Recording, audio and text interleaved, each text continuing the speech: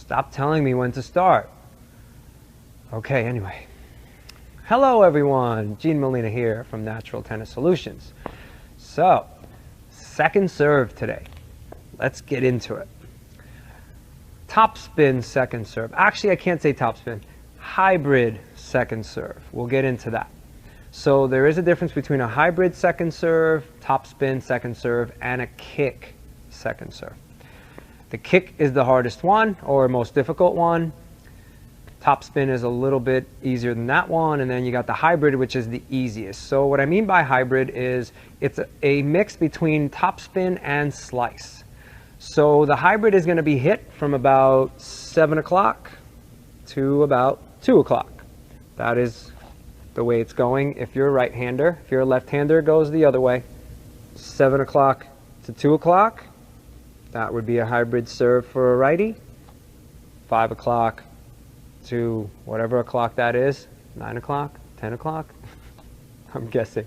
God, I'm bad with the clock.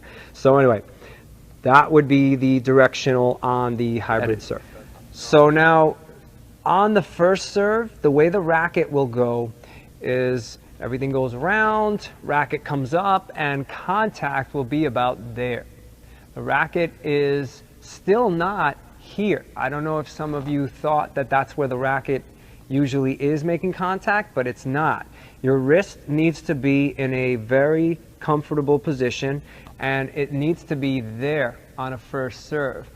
I will do a video on the first serve and why that has to be done and what goes on, but right now we're talking second serve. So on the second serve, the contact is actually going to be lower than that. So it will not be here, it will actually be more here. It will be around down here.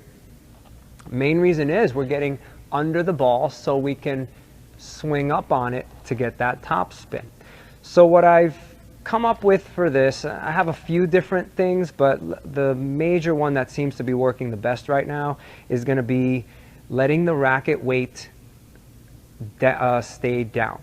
So if I hold the racket with my hand like this, my index finger, my middle finger up, and my thumb, if I change it around, my thumb is actually up as well. From this position, I'm only holding with my pinky and my ring finger.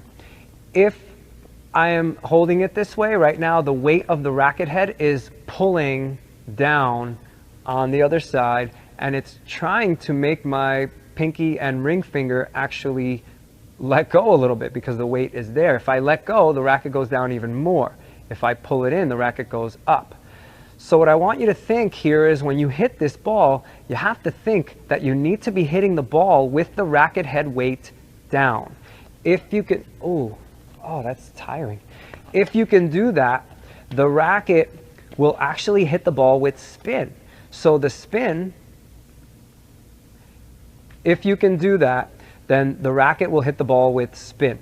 Because of the fact that the racket head is down, like I said, we're going to have it down. It's going to come from underneath and it's going to hit with spin. So now let me hit a couple just so you can see. I'm still going to hold the racket like this, but I'm going to toss this up and then I'm just going to hit them and you can hopefully see what's happening here. So I'll go up and I put spin on the ball.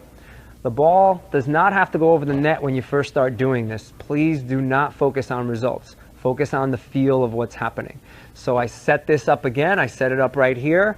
I toss it up and I do that. So you can listen for the sound. Hopefully it will make the scratchy type of sound when spin happens. So it's not as solid as a sound as it would be if it was a flat serve. It becomes spin. The spin bounces up, hopefully giving your opponent some trouble. If they're trying to take it on the rise, if they're trying to attack your serve, hopefully they will not be able to do that. Confidence in your second serve is number one. If you do not have confidence in your second serve, you will not have the freedom to unload on your first serve. That is the main priority for a second serve.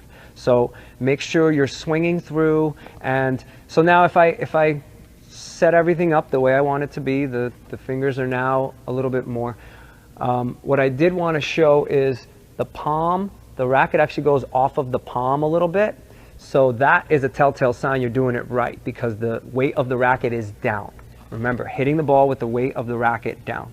So here, if I go to my normal grip and I go, I'll get even more distance on this, but it's all about spin. And the main priority is weight of the racket down on contact. So if you find that beneficial, please share, like, and subscribe.